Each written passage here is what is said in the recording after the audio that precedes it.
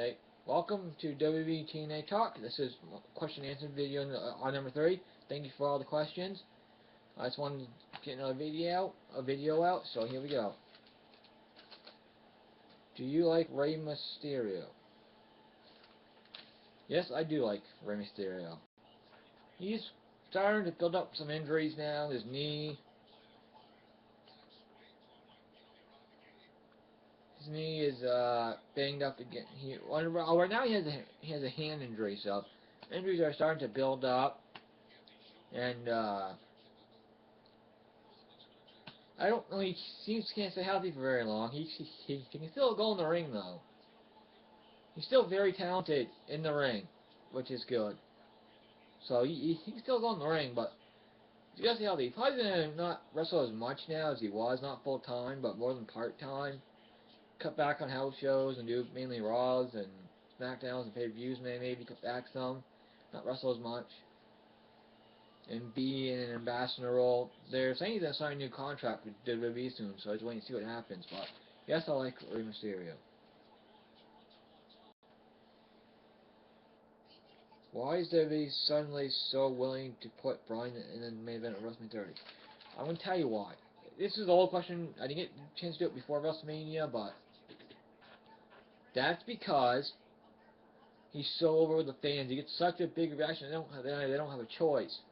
They gotta put him in the main event. They gotta give him the WWE World Heavyweight title. The big payoff for WrestleMania, which they did. He's going strong right now. I feel bad for Daniel Bryan. His father passed away. Why he's on his honeymoon? Pretty bad. Pretty sad. But he's going strong right now. He defends the WWE World Heavyweight Championship at Extreme Rules against Kane in an slow down. In an Extreme Rules match.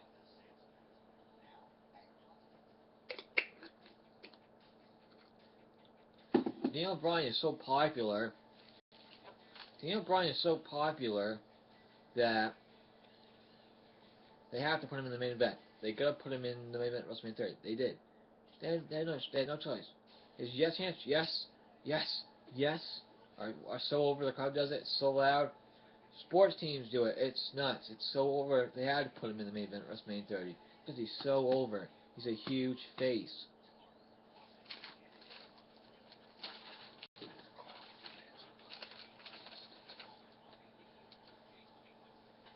What do you think of the Scooby-Doo movie with the WWE stars in it? I finally got a chance to watch the Scooby-Doo movie with the stars in it. It's a decent movie. Yes, it's a cartoon. It's a kid's movie, pretty much.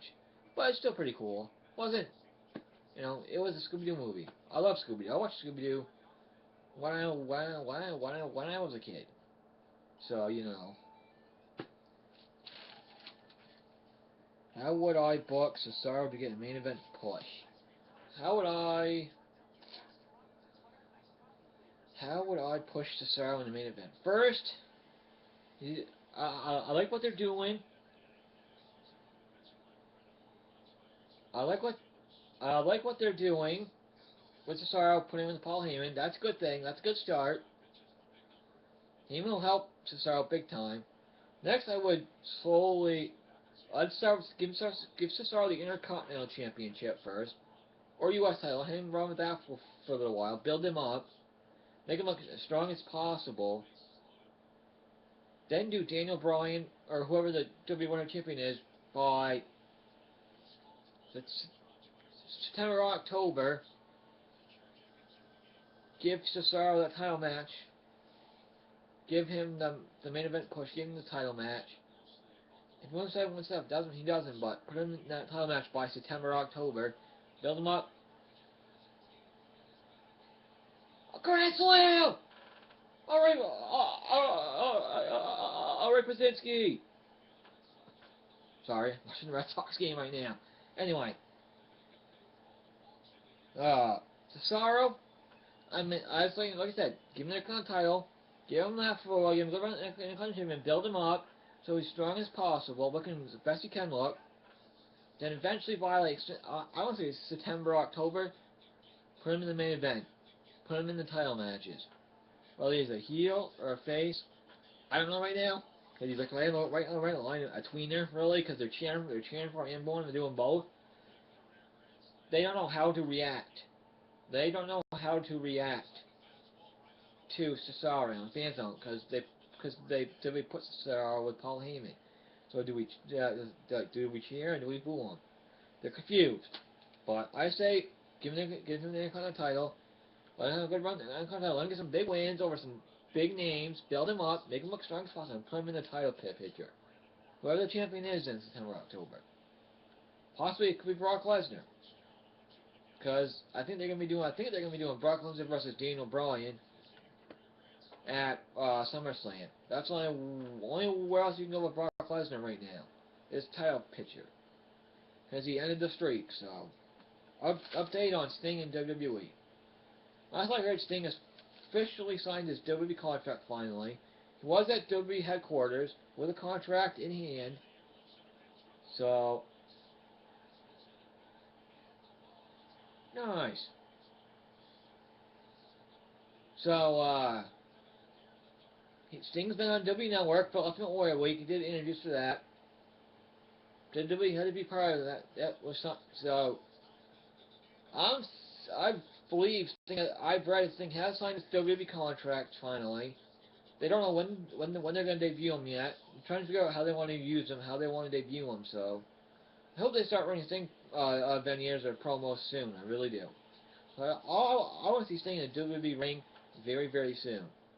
And I hope they use Sting right. They don't screw it up.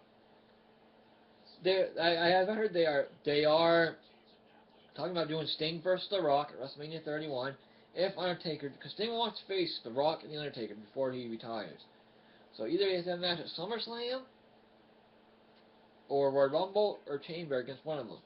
And Sting really wants Taker to be his last match, so it's still possible they could do Sting and Taker at WrestleMania 31, but that's up to Taker if he's going to feel up to it then. So, but Sting is on board with WWE. So, who was the top 5 factions or groups in WWE? Ooh, yikes! I say DX would be number 1 for sure. Evolution would be number 2. NWO would be number 3. Nation of Domination, no. Number 3 would be the corporation. Number 4 would be the corporate ministry. Number 5 would be the Nation of Domination. And NWO would be 6. Those are my 5. So DX, Evolution, corporation, corporate ministry, and Nation of Domination. There were other groups too, but DX was number 1 in WWE for what they were. The fans loved them, and they broke the rules. They did what they weren't supposed to do, and top 5 underrated wrestlers in wrestling, or the wrestling skills wise. I think Zack Ryder's really underrated, as he's really good in the ring, but they don't give him much of a chance.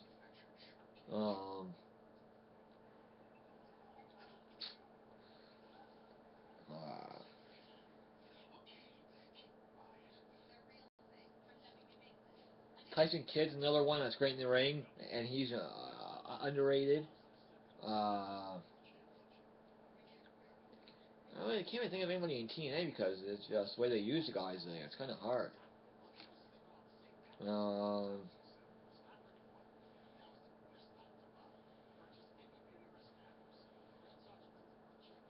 I'd say Wade Barrett, but they're finally using Wade Barrett now, so which is good. Bad news, Barrett. Finally using him now.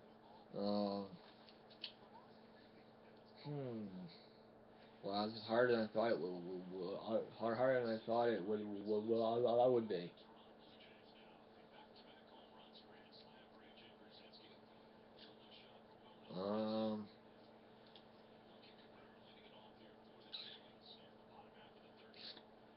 Wow.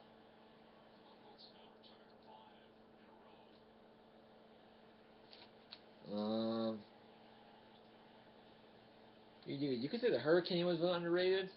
He was good in the ring, but didn't have the size. So Wow, I'm gonna have to think about that and finish it. Oh boy. Let me think who else. Dolph Ziggler's underrated big time. Still, he's not pushing him out. He's great in the ring. Ziggler. They don't use him enough. But I'm gonna go with that for now. Why is that everybody is crazy about beards? I I don't know why. Wrestlers always have feature, but the beards have been coming in lately. You have White family with beards. Bryan with beards. It's nuts. A lot of wrestlers have beards now. Eric Young has a beard. I don't know why, but people. I don't know. That is what it is. I don't know why, but a lot of wrestlers have facial hair. It's been getting more and more pictures of wrestlers over the years. I don't know why, it just has. Especially beards. Daniel Bryan's beard's number one. You got the three Wyatt family members with a beard. It's insane. Most wrestlers have facial hair. It's nuts. I don't know why people like them, but top 5 Rey Mysterio moments. That's tough because Rey Mysterio has so many moments. Like when the first time when he beat Eddie Guerrero for the Cruiserweight title in WCW. That was an awesome match. He beat Matt Hardy for the Cruiserweight title on SmackDown. That was a good match. I like that.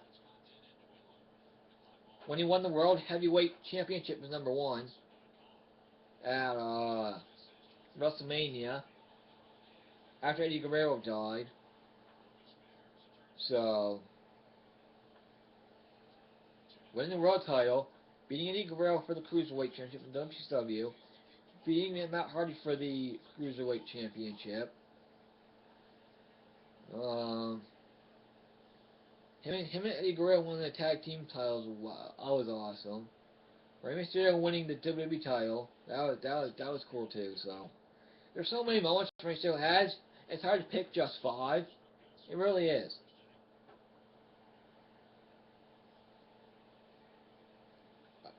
Okay, the Undertaker and Sting video, the end really calm. Is WWE trying to drop hints? Honestly, I don't know. But it's interesting they did the Undertaker versus Sting fantasy video on WWE.com. I thought that was very, very interesting. That they're teasing the Undertaker versus Sting. I think we're going to see it at WrestleMania 31, to be honest with you. It's a dream match. Everybody wants to see it. It would be one of the biggest matches in WrestleMania history, to be honest with you. It really would. Should Intercontinental and U.S. titles be unified? They talked about it over the years and doing it, but every time they brought it back once, they talked about doing it again, they didn't do it. They talked about doing it again in the Elimination Chamber, they didn't do it. Now there's no talk of it whatsoever. To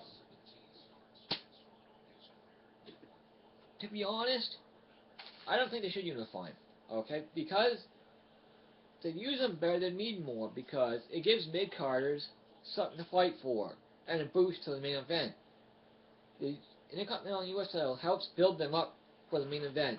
They did it with Austin, they did it with The Rock, they did it with Shawn Michaels, they did it with Triple H, they did it with Austin, they did it, they gave it the title to Kane, they did it with Jeff Hardy. They're using it kind of to build up wrestlers support to get into the main event. They need to start doing that again.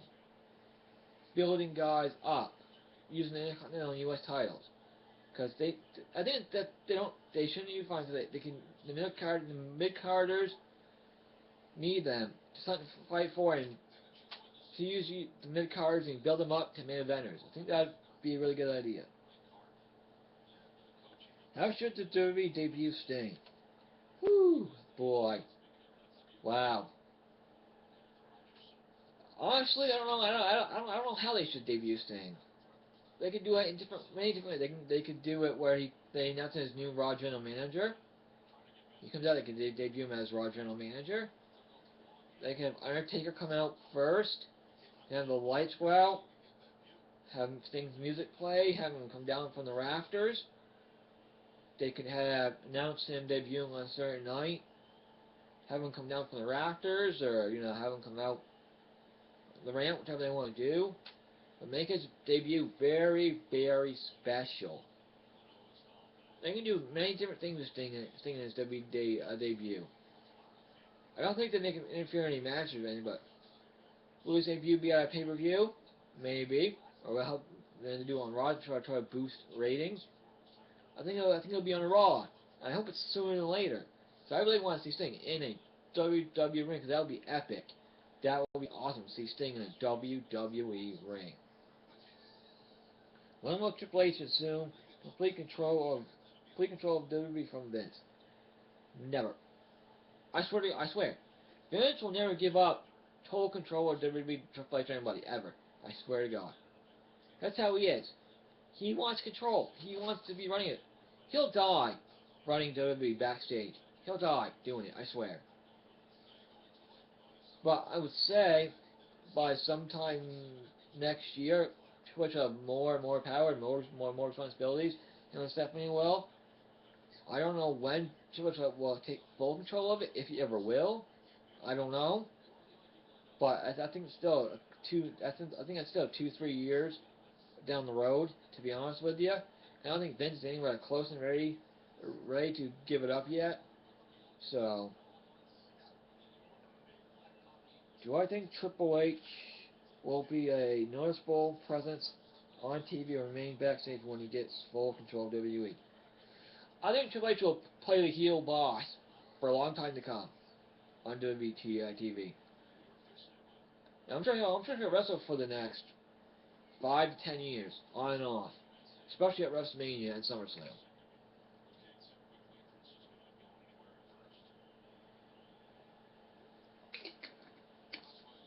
I do, because he signed a new performance contract, which goes through 2016, I believe. So, he still wants to wrestle, so that's apparent, because he's back in the ring wrestling again, back-to-back pay-per-views, so he wants to wrestle. That's apparent. He still has that in his. I think Triple H will always have the itch to wrestle. I don't see him giving up wrestling anytime soon at all. Because he's there every week, he's back every week. It's too tempting for him. He can't turn it down. He can't turn it away. It's in his blood. I don't think Triple H will walk away from the ring anytime soon. He'll always be on camera as as the boss, the mean CEO, boss type figure. I think for a while. I'm sure he'll be a face again at some point. Then they'll turn him heel again later on. This way it works. But this has been another question and answer video. This has been WTN Talk. Like question and answer video number 3. Thank you for listening. Send me more questions down below in the comment section, please. Thank you for listening. See you later.